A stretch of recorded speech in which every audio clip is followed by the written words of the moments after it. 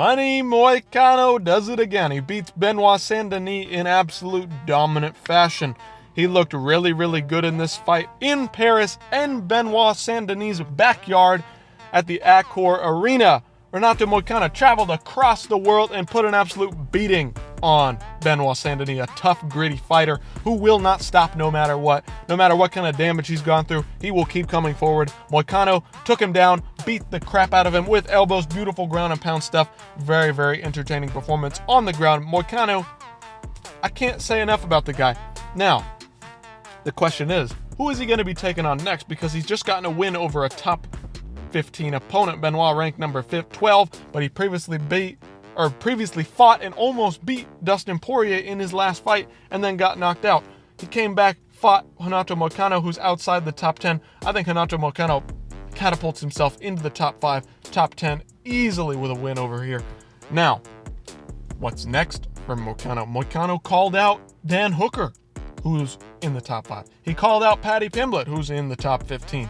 A very, very popular fighter. I think it'd be interesting to see the Paddy Pimblett fight. They've been going back and forth online for well over a year at this point. That would be very interesting to see. The drum up of that, the anticipation, the drumming up of some anticipation there is exactly what we need in terms of a big fight outside of a pay-per-view. Maybe a huge London card early in the year, next year. That's possible with Paddy and Moicano headlining that one. Maybe the ultimate fighter between the two guys. Their guys are going back and forth. Very, very fun, memeable, interesting fighters. Fatty the Paddy, Money Moicano. Like these guys, I love Moicano. English is a second language, but he puts on great promos. Always great stuff from him.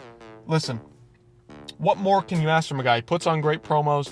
He speaks with a great accent. He says interesting stuff all the time. It's crazy. It's flamboyant. It's ambitious. It's crazy, wild, balls to the walls, performance, balls to the walls, interviews. And Paddy the Paddy, same thing. The guy fights all out, crazy, all over the board. And then he does great interviews after the fact too.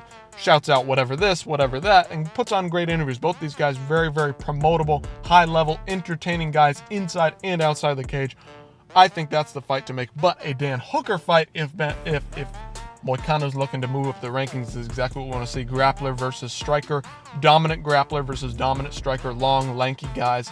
That would be a really, really fun fight to put together. I don't see why you don't do that if you're trying to move Moicano and Dan Hooker up the rankings, but if not, Paddy, that would be the fight to do with Moicano. An interesting big-time matchup, but the Dan Hooker fight with Moicano, that's what the hardcores want to see. That's a fantastic matchup between two dangerous fighters, and nobody, I don't think, in the world would not want to see that fight. Moicano deserves a top 5 fighter. He deserves a title elimination bout. I think this guy would do pretty well against the top 5. There's guys like Dustin Poirier, who's not fantastic on the ground. There's guys like Justin Gaethje, who's not fantastic on the ground. Dan Hooker's not fantastic on the ground. And Moicano isn't fantastic on the feet, but he could assert himself on the ground and get that fight to the ground and then put on a dominant performance. That's entirely possible. And I think a fight with Hooker is kind of what I'm leaning more towards. I would like to see that fight more than anything. But a Paddy the Fatty Batty fight would not be all that bad either. I would not be opposed to that in terms of a build-up. Put that on tough. That would be super interesting. No doubt about that. I would love to see that fight. Either fight, either way they go, any way they go with Moicano, it's entertaining because Moicano is always entertaining no matter win, lose, draw, whatever. The guy's fun to watch. The interviews after the fact are fun to watch. He puts out great stuff. Great fighter, great stuff. Anyway, let me know what you guys think about Benoit Saint-Denis, this loss, what this means for him, what this means for Moicano going forward, who he's going to fight, Dan Hooker, Paddy the Batty, or somebody else. Let me know in the comments who you think he's going to fight next, and I'll see you in the next one.